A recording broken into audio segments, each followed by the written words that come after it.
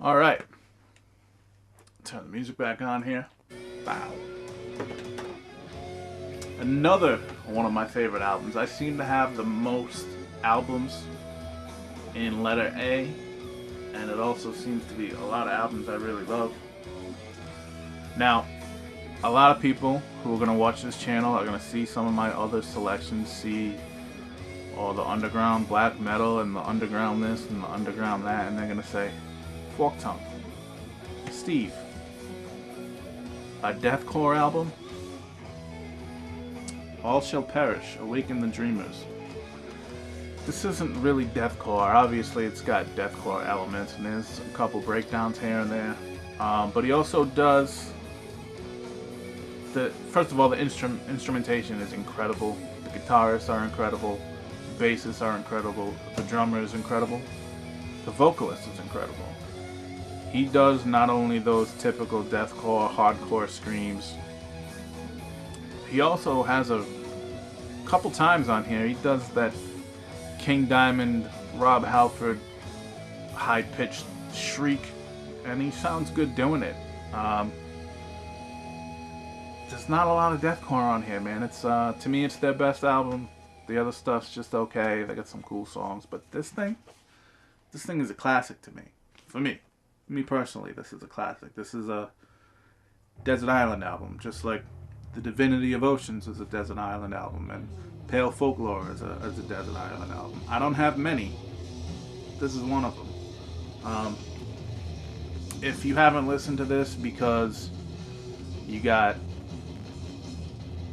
the typical thing about deathcore, just like I do, I hate deathcore. I hate all that shit. But this is good shit, man, and I'm willing to bet if you give this a chance, you'll like it too, or you'll at least like some of it. So, All Shall Perish, Awaken the Dreamers. Check it out on YouTube. If you like it, buy it. Regular black vinyl, very bare bones release. Nothing to it really. Printed lyric sheet, blah blah blah. Right? Alright, this one I bought with water damage, as you can see here. Anacrusis, Suffering Hour. This is not much to say about this. This is old school 80s thrash. Before thrash really got extreme and technical and stuff like that. There's nothing special about it. But if I see old thrash at a record store, I'm fucking buying it. A lot of these old 80s thrash albums I found at a local comic book / record shop. They bought somebody's collection. They put out a few every week, and I bought them up. And I'm lucky. I got a lot of great places around here. That place is called Time Capsule. There's Armageddon Shop, which is exclusively metal and punk and stuff along that lines, and there's a bunch of different used record shops in the downtown area. And yeah, there's also Providence Rock and Roll Yard Sale, which I met a guy there who was a vendor selling vinyl, and I got his personal information, and I ended up not only buying stuff at the sale, but meeting him at his house periodically and going through his collection and buying shit because he was selling it off. I got a lot of good shit that way. So that's the cool thing about the metal community. There's not a lot of people that are into this music, so when you meet somebody, it's very easy to bond over metal. It's cool. I don't meet people or bond with people very easily, but when they're into the same music, it's cool. I don't have any close friends that are into the same music that I do. Anyway, back to the vinyl. Anathema, Serenades. This isn't my favorite Anathema album. My favorite is, I think it's called Silent Enigma. I could be wrong. That could be a song title. I could be a fucking shitty Anathema fan. But this has my favorite Anathema song, Sleepless. Sleepless? Sleepless. It's just got that really cool atmosphere. It's kind of gothy, dark. It's kind of got like a Christian Death or a Bauhaus vibe to it. Just good stuff. Everyone knows Anathema. I don't have to get into them. Again, regular black vinyl, but it does come with a printed inner sleeve with a pretty little waterfall. Lyrics on the back. Good stuff. You should all know Anathema. Unfortunately, they stopped doing metal a long time ago. They do, I don't really know what the fuck it's called, but it sucks to me. So yeah, they're still around, but no metal. It's unfortunate. Next we move on to Angel Dust. To dust you will decay. I didn't know much about this band until this is a record I saw at that guy's house that I was just saying a few minutes ago, and looked interesting, so I bought it.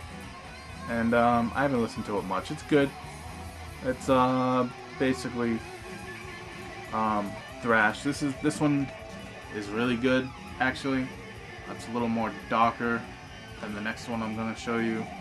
Production's a little more raw. It's more my style.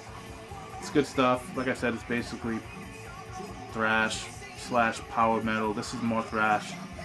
The next one I'm gonna show you is more power metal. Into the Dark Past. By the way, I haven't listened to these that much, so I could be absolutely wrong. This could be the thrash one, and that could be the power metal one. I don't know. I don't remember. It's been a while. And oh, got a little issue there. By the way, I don't know if these have been repressed. These are first issues. Into the Dark Past, the goofy ass artwork that I love. Not this specifically, but I love goofy ass artwork. And goofy ass 80s metal haircuts. Again, black vinyl. No sleeve. This one actually comes with a little merchandise order sheet. I like when I get little surprises in my records. Alright. And now, one of my favorite records, Angel Witch. This is the reissue, limited edition of 1000. This is a really cool colorway for the vinyl. Matches the cover. First of all, I believe that it has the original labels, and as you can see, the red and yellow vinyl. The swirl looks really cool.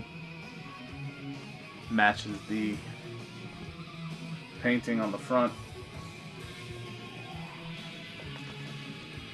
Baphomet on the back. If you don't know Angel Witch, it's, I hate this term, but new wave of British heavy metal. And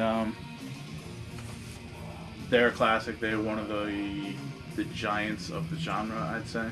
Even if they aren't giant in mainstream popularity, they certainly are a giant in metal canon. Unfortunately, subsequent releases, such as Screamin' and Bleedin', aren't quite as good. Still good, not quite as good. The artwork is fucking great though. By the way, if I keep saying incredible, slap me. Because I hear a lot of the guys that I watch that do these channels say incredible all the time, and not everything's incredible. And I love those guys, but not everything's incredible. So I'm going to try to stop saying that. Yeah, great artwork. The artwork's probably the best thing about the album. I mean, come on. Look at that. You can't go wrong with naked women on the cover of your album. Especially naked women with eagle feet, right? Eagle feet. But yeah, it's more of the same. It's a little more poppy sounding than self-titled. It's just not as good, but I had to buy it. Had to. It was $30. Shit, it's a first edition, first press. And Frontal Assault. The eagle-footed woman makes a return. More of the same. Very poppy sounding. Poppy in a good way. I don't mean it sounds like fucking Trivium or something. Or one of those fucking bands, or Avenged Sevenfold or something, but it's just not the self-titled, unfortunately. But definitely worth owning. And then we have a band who I feel should be getting more attention. Anguish. This came out on Dr. Scent in, I don't know, maybe 2010, 2012, somewhere around there. It's basically Candlemass, who, in my opinion, had some of the best riffs ever, with death metal-y kind of vocals. The vocals on here take a little bit getting used to. It's a very thick accent, but it's great stuff. If you're looking for somebody that sounds like Candlemass in the riffs department, there's not many. And this is a band that does it and does it well. Slow, plodding songs mostly. Like I said, with death metal vocals. This is, I can't remember the name, Through the Archdemon's Head. Probably the better of the two albums. The next one is Mountain, which is also good, but I think this has the better songs. I think they're working on something new, but if you haven't checked out Anguish, do so, especially if you like Candlemass. It's a double LP, by the way. Black vinyl, I think. This is the aforementioned Mountain by Anguish. Again on Dark Descent. This is a single LP. Pretty sure this is black vinyl also. It's actually white vinyl. So I will show that. White vinyl. Bare bones labels. I believe it also does come with a lyric sheet, which, since I'm showing you the vinyl, I may as well show you that too. Why fuck around? There's the band there. They have this cool little fox mascot that they use in a lot of their stuff. Unfortunately, he's not on here. I thought they had like a beheaded fox on here or something. Yeah. Like, oh, they do. There it is. Right there. Right in that broad's hand. Yeah, that's right. I said broad. What you gonna do about it? Yeah, man. If you like Candlemass, check out Anguish. You won't be disappointed. And here we have some more 80s underrated thrash, and this is a better example of that kind of thing here.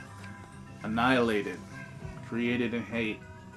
I'm pretty sure this was reissued recently. This is a first press on Metalworks. Not a label I'm familiar with. This is good stuff. There's not much to say about it. This is like second wave 80s thrash. Just to show you the Metalworks label.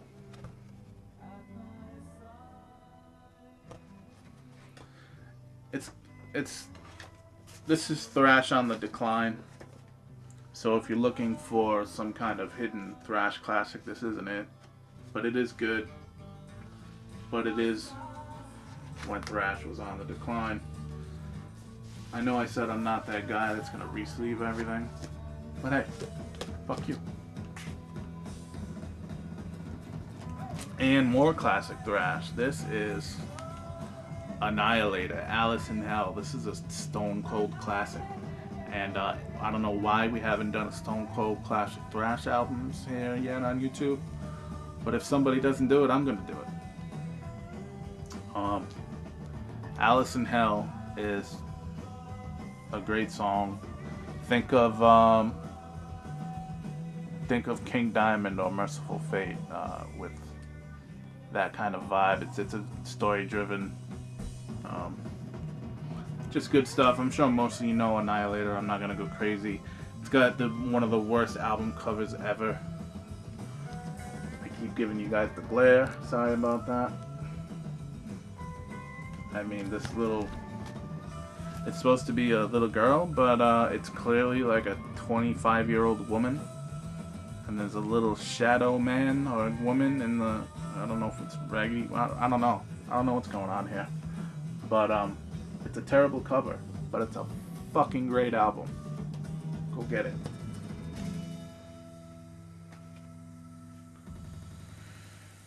Alright. This I saw in a shop one day, and I saw the cover, and I said, God damn, that looks cool. Just like you did when you were a kid. And I didn't go home and listen to it first. I didn't throw it on YouTube to get a sample. I just bought it. And god damn, I'm glad I did. Anthropomorphia, Necromantic Love Songs. This is a reissue of an old album. This is from The Crypt, which is, I believe, kind of an offshoot of Dark Descent. There's only 500 hand-numbered copies. This is 211, excuse me. And this is a really cool set. It's a 3 LP fold out. Really cool artwork there. I don't know if you can see this because I can't see the screen right now, but it's cool stuff, man. The Crypt does incredible. See, I did it again. I fucking said incredible. Slap me. Slap me if you see me. I don't want to say incredible. It's a silly word. But yeah. 3 LP fold out. Is it a 3 LP? 3 LP or 2? I forget. Let's see. It's got a really cool vinyl color also. I think it's called Chunks of Flesh or something like that. Basically just pink and white and red. One of my favorite things when I first heard this is how audible the bass is. A lot of death metal, to its detriment, in my opinion, buries the bass deep into the mix. And this thing sounds incredibly full because of the bass. And it's really good, man. Just old school death metal.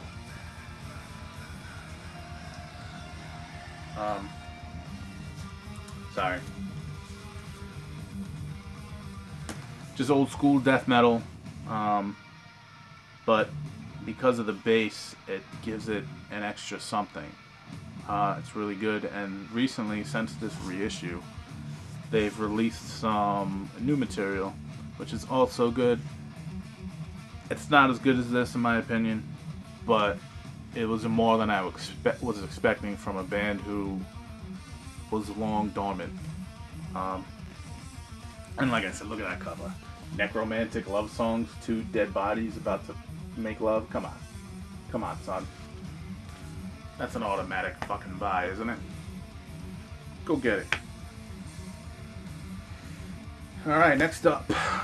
This, I don't know if this is official or what, because the logo and the album cover is so pixelated. But Arcturus, Constellation EP. If you get a look at that, you might be able to see how pixelated it is. It's from Carrick Productions.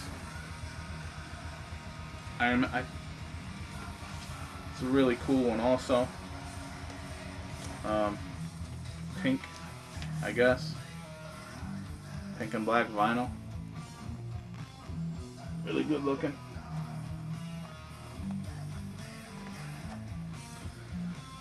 First two Arcturus releases are right up my alley. They're weird and proggy and very atmospheric. After that, they kind of lose their juice with me. This one also comes with a poster.